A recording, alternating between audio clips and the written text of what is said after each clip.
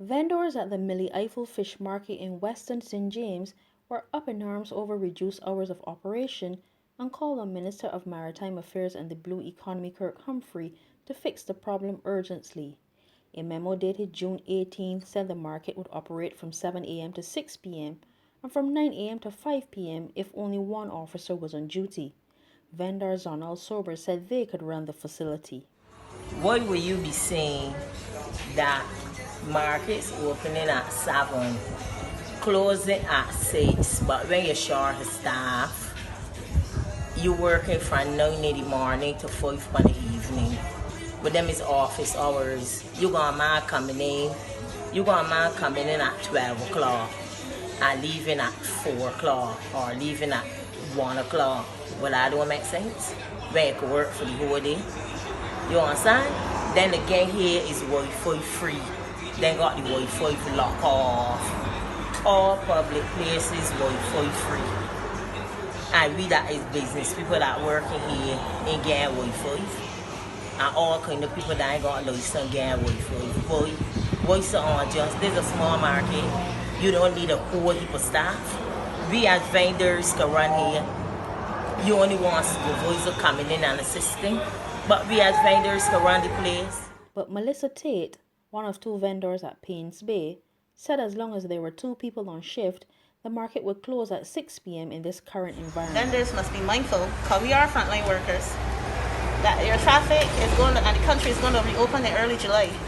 And that traffic of tourists that are expected to come here, we still have to keep our procedures up to scratch.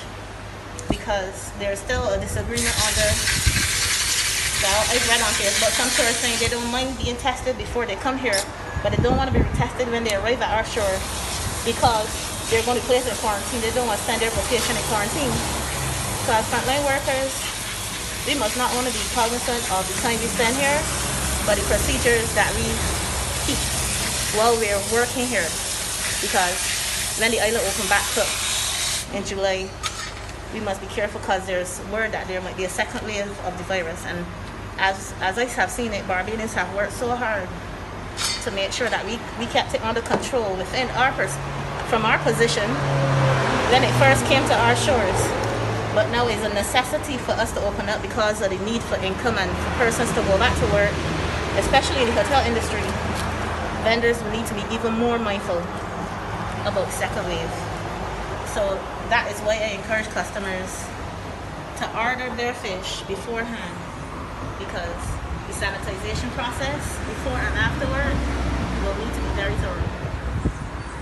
We need to sanitize, and during the actual process of serving customers, it will need to be thorough as well. So interfacing with tourists is usually walk through the Browne facility just to view operations every day. And the interfacing with locals who actually come in to buy fish. Well, on the coast where I work, I interface with locals who actually come to buy fish and tourists who actually come to buy fish. In that interfacing moment, to reduce any kind of complications, we encourage customers to place orders, and we encourage vendors to advertise on their status what they have, so that they'll be able to properly prepare the product, sanitize their hand. The person will know what money they need to come with, and there will be too much interaction, a face-to-face interaction at the point of purchase. Humphrey told Nation News the ministry resumed normal hours of operation last Monday and it was a misunderstanding.